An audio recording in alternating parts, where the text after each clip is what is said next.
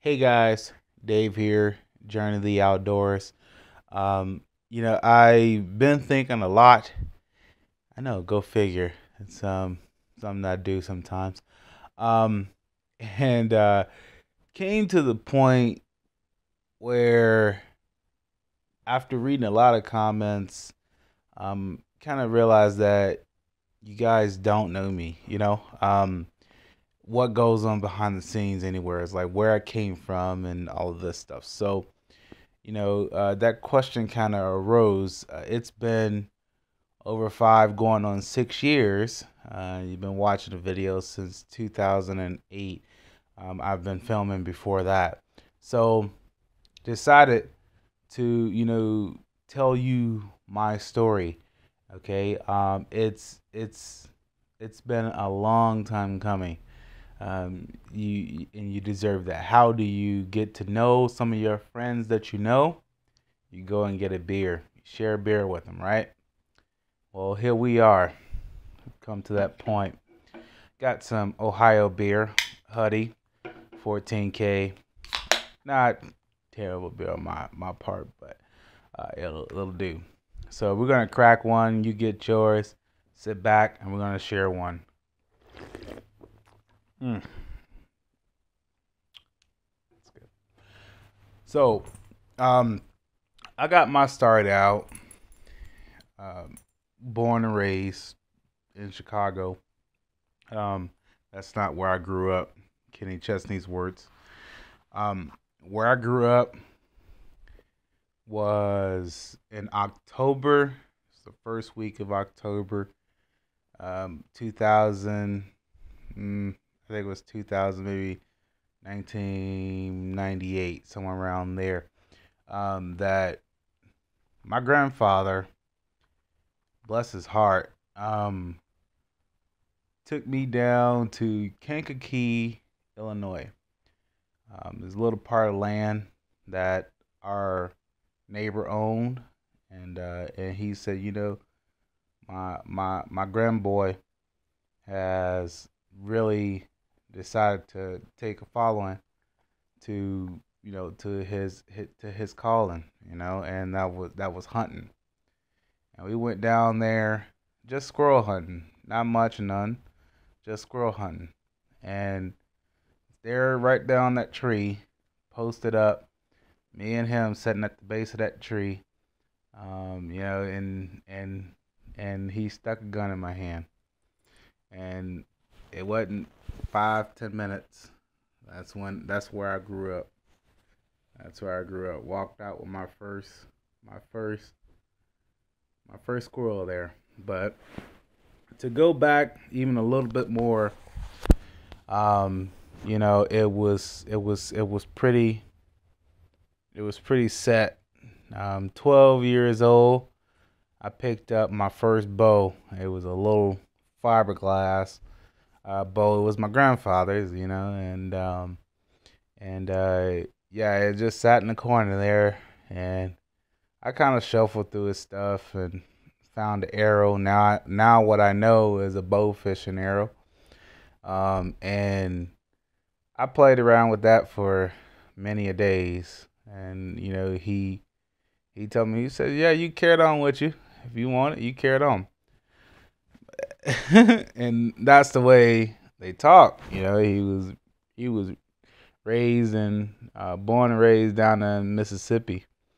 And a lot of that heritage come right on down the line because he was full-blooded Choctaw Indian, Choctaw Native American, and that's where a lot of that blood comes right down. That natural hunting instinct. I feel that way, that it's a natural hunting instinct. Some things are. So yeah, he told me, he said, "You carry it on with you," and that was the start. I kind of fell around with it and finally ended up breaking it. And yeah, it was something else, but kind of decided to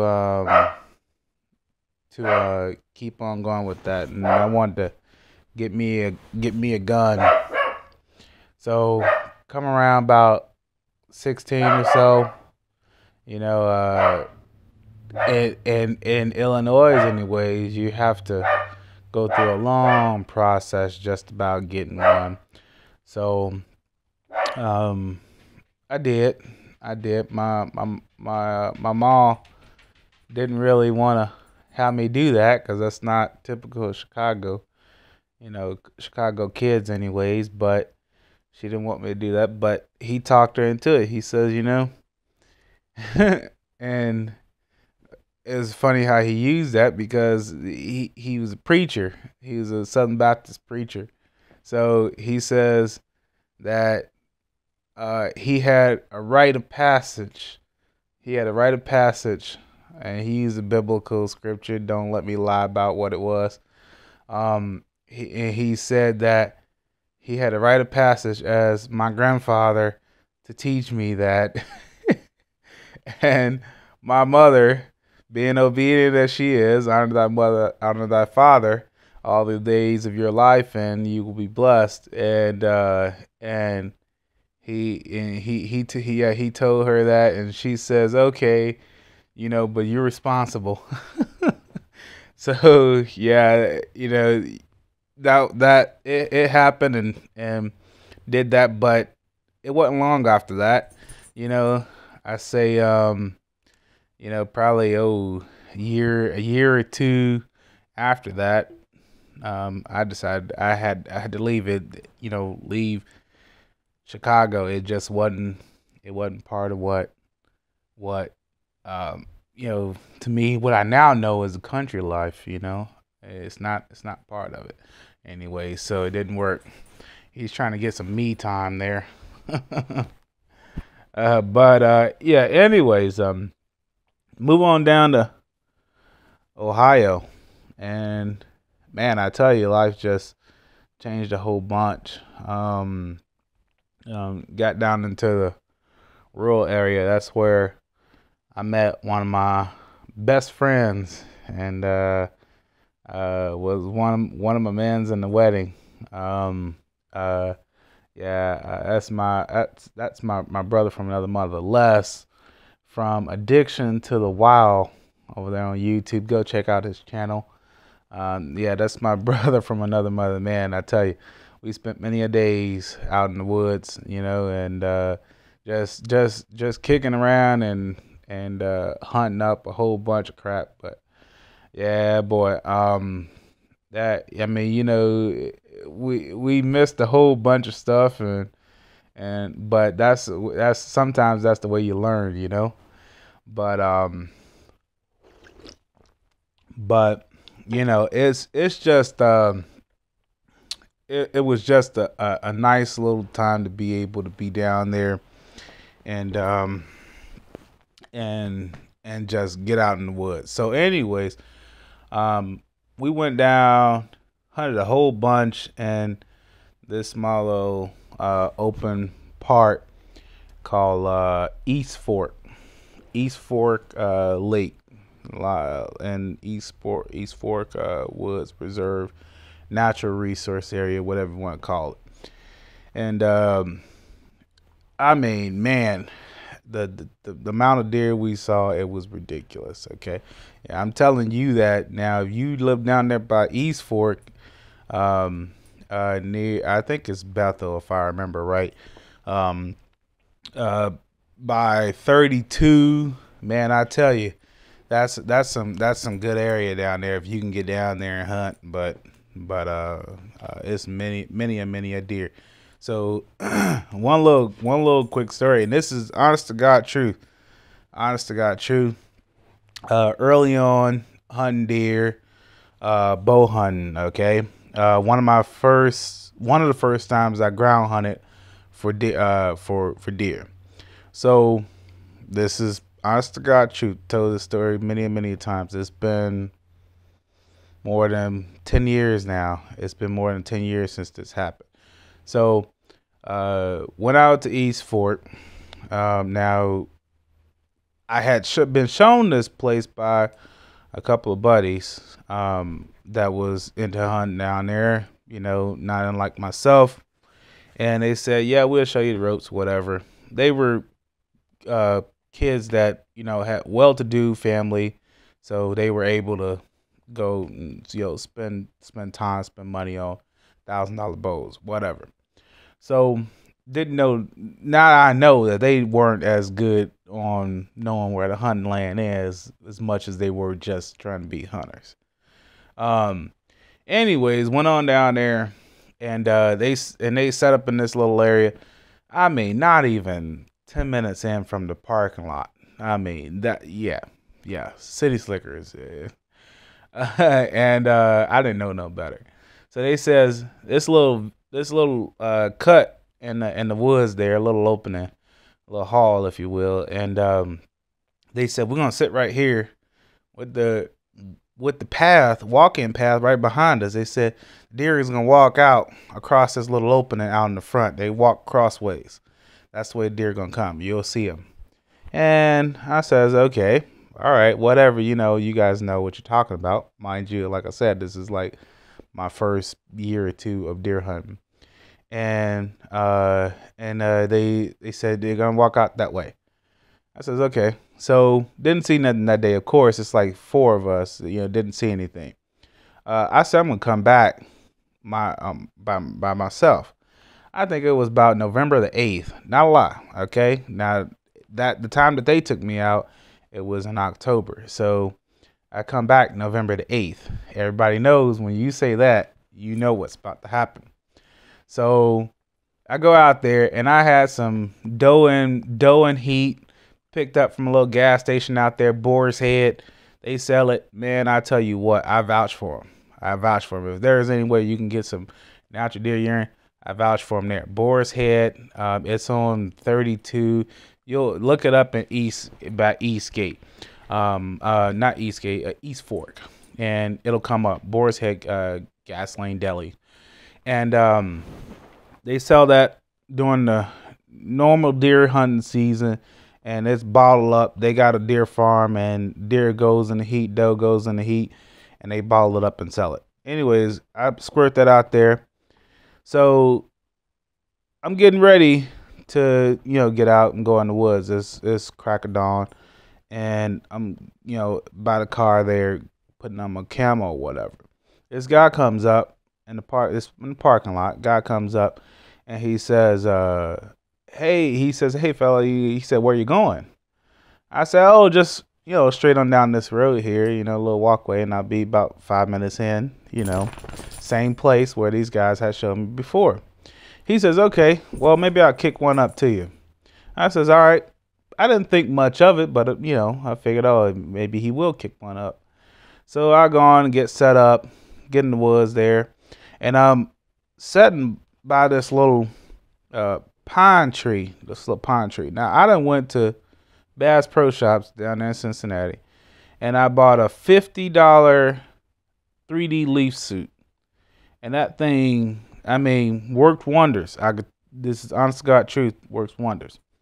So I sat right there by it, and I got this big pine tree on this side, and it's just good and thick and everything. And right here on this side is a wall of brush. It's just good and thick, hedges, if you will. And so I'm sitting there, and I'm like, they told me, they said they're gonna walk out in front of you. I'm like, okay, they must know what they're talking about. They ain't gonna walk nowhere else. Young hunter. And so I'm sitting there, and I got my bow, I got my crossbow in my lap there, and I go to rattling. I'm rattling, crackling it up. You're talking about 7:30 in the morning, something like that. Crack, just cracking it up. And I stop, burp.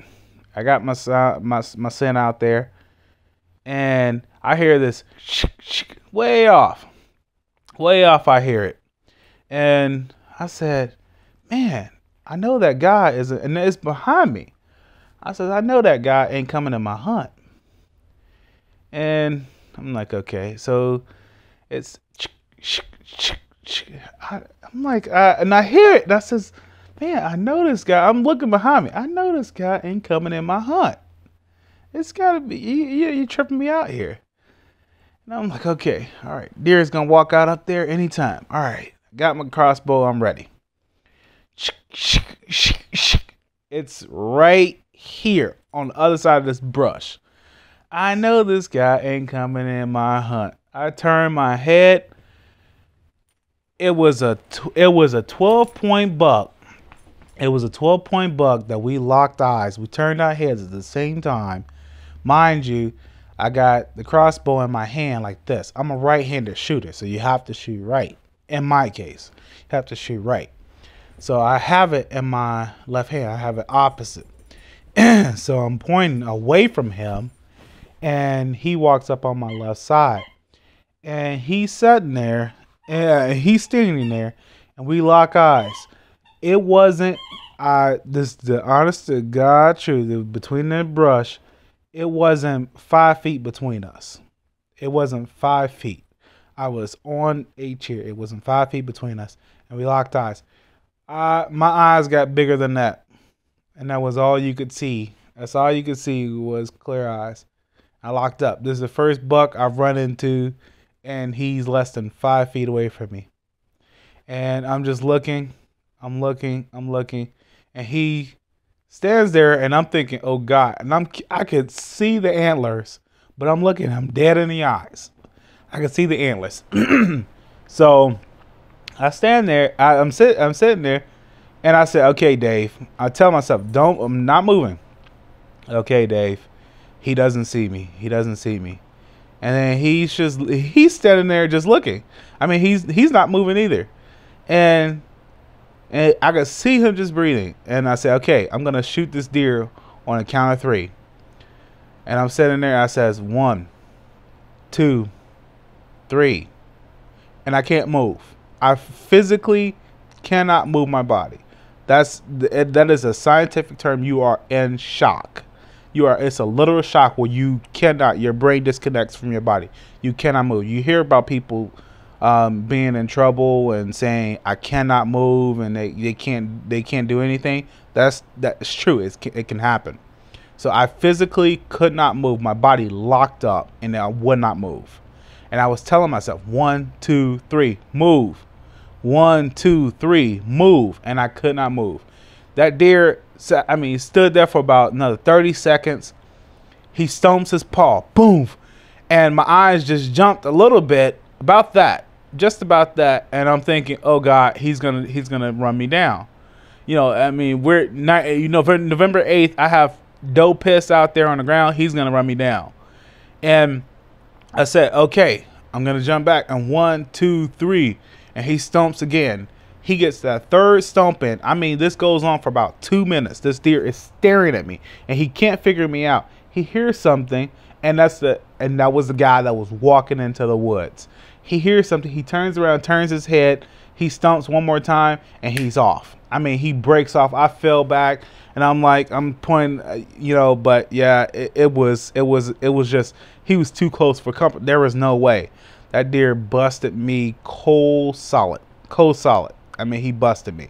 If I had not moved at all, maybe he would have walked past me, but I wouldn't have had a shot anyway because he was on the top. He was on the other side of a brush. But after that, I swore I'd tree stand hunt. After that, I swore I'd tree stand hunt. It's honest to God truth that buck had, and he was every bit of 120, every bit of 120 easily. But that's how it happens, I think as first hunters, you get stuck into that, and you get a chance to take a deer like that. You either do or you don't. But so yeah, that's a true story. One other one in that area. Me and Les, this one time, a couple of buddies, we were going out hunting. This is a couple of years later. I've been around deer, tree stand hunting, and all that stuff like that. By the time I met Les, and we were neighbors. And he had old dog, and I asked him about his dog, and it's been years since then. That was how we met. And and so anyways, we were going out hunting this one time out there, and he says, hey man, we're gonna go and set up our tree stands out there in the woods. And so I said, okay, I'll get everything together. I'll be ready. You guys come pick me up. No problem. We go out there, set up in a tree stand. So I get out of the vehicle, and no sooner than I get out my tree stand and I go to grab my bow, we were gonna hunt. We were gonna put our tree stands up and then hunt that evening in the tree stand. And I says, where my bow at? Yeah. Even I never said I was a pro, okay? I never said I was a pro.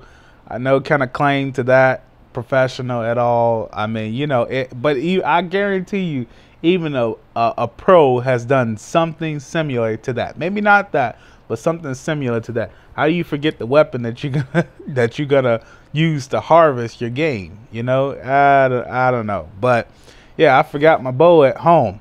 So get up there. We're walking out. 30 minutes out into the woods and get set up. And I said, I'm gonna set up in this little brush line that's separating two fields, little windbreak. And I get up there, and it's sure. It was just crazy. Get up there. It wasn't 20 minutes. I'm setting up in the stand. Now I'm like, okay, I will be okay if I don't see deer. I'll be okay. You know, that's, no loss. You didn't bring your bow, no loss. But 20 minutes into the stand, I'm setting up there, and here comes a doe running out. I think it was late October. Here goes a doe running out, and a big, huge 10-point buck chasing her. They were good ways off. That was fine with me because at that time they were about 70 yards off. A good bow hunter. But you don't want to do that. But he was chasing her. They were into the chasing phase by then, pre-rut. And he was chasing her off, and he ran off. And I said, man, if this is gun season, that'd been a nice deer. But so then I said, okay, I'm okay with that. That was far off. I couldn't have taken that shot with a bow anyways. So then I'm sitting there, and I hear this. I turn around and look. God has a funny way of acting on that. I tell you, I turn behind me, and there's a doe standing there 10 yards away from the base of the tree. I'm only 15 feet up. 10 yards from the base of the tree, she's standing there just looking. And she has no clue in the world I'm there. And she stands there for 2 or 3 minutes. 2 or 3 minutes just looking at this field she's about to walk into. And I'm telling myself, man, hey, you will never leave your bow again. You'll never do it again. And yeah, that was funny. That really did happen. But last night we're all on another area. They went and set up in a whole nother area. They said they never seen a deer that were running through. They never seen them. Those deer ran straight towards their way, and they never seen them. So that's just the way things could happen. But yeah, we moved on, and hunted all over the place. There is another good hunting spot. I'll give you this. Lake Acton, or Houston Woods, they call it. Houston Woods.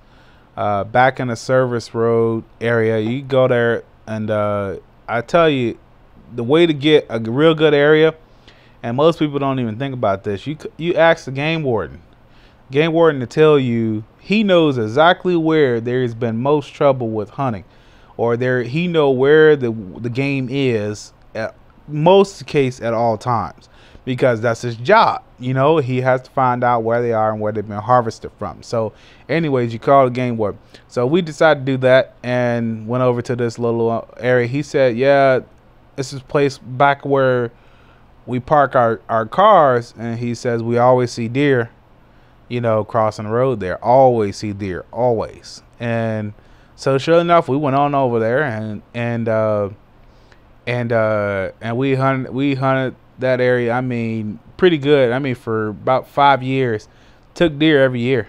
Took deer every year. I believe it was every year. First year, I mean, like first year, uh, first year I got the 7 point little drop time buck.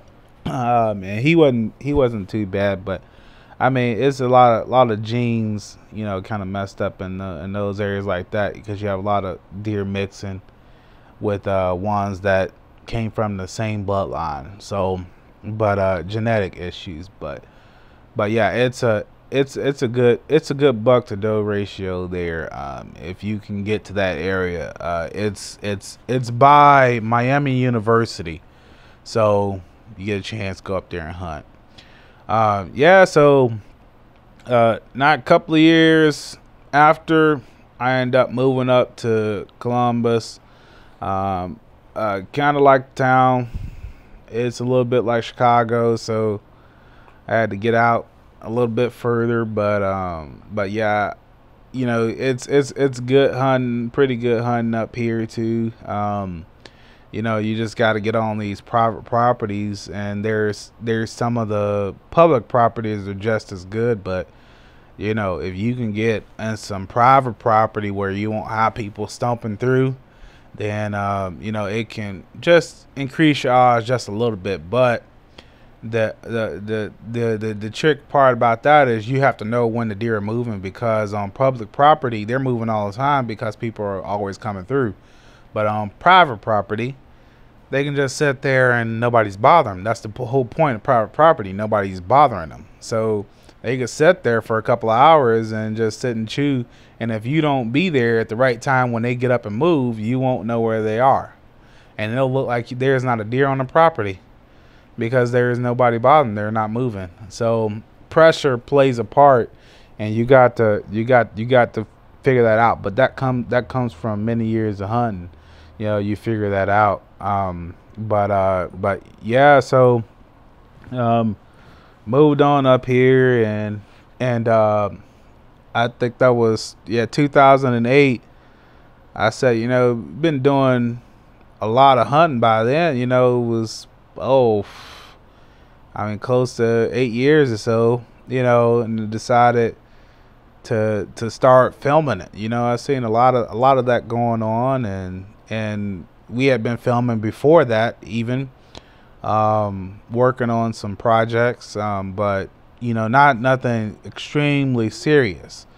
So this time decided to scrape up a few bucks and get an old I think it was 360 or 480 camera, and they call it HD back then.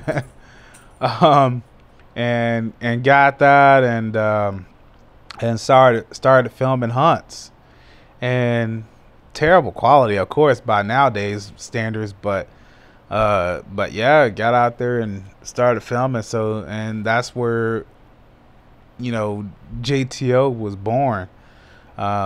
Just wanting to share you guys the tips and tricks that help to put meat in the freezer. My freezer's full right now, so praise the Lord.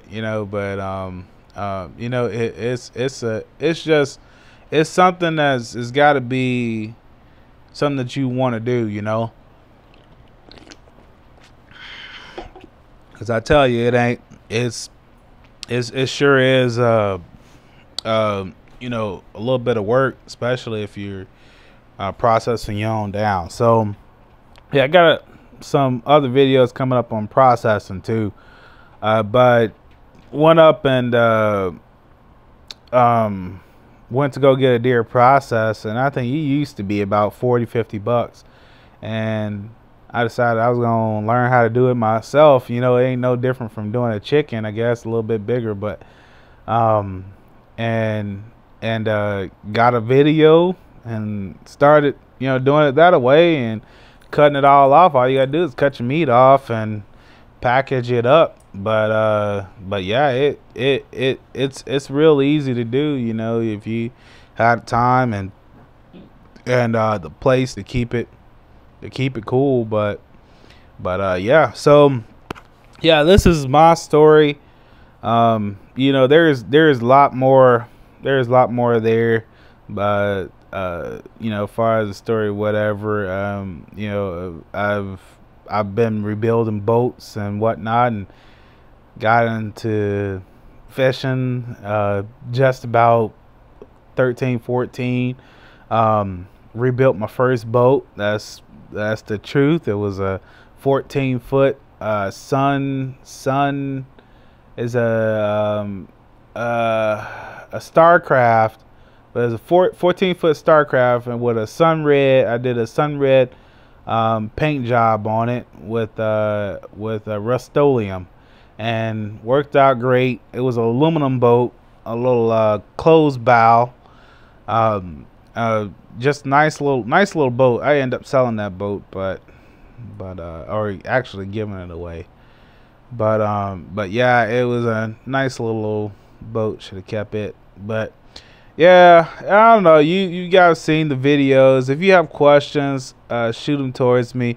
I won't bore you with any more. If there's something else you wanna, you wanna know, just let me know. I've been doing it for a long time, and I'm just not in my 30s. I know some of you guys are older than me, but hey, age, wisdom does not come always with just age. Sometimes it's born and bred into you, I guess. But yeah, so I don't know. Let's chat. Tell me your story. All right, JTO. Um, you know, hey, thank you for sharing the beer with me. If there's more of the stories that you want to hear or something that you want to know specific, shoot me a line, comment in the video, go on Facebook. We're on Facebook. I got more to come.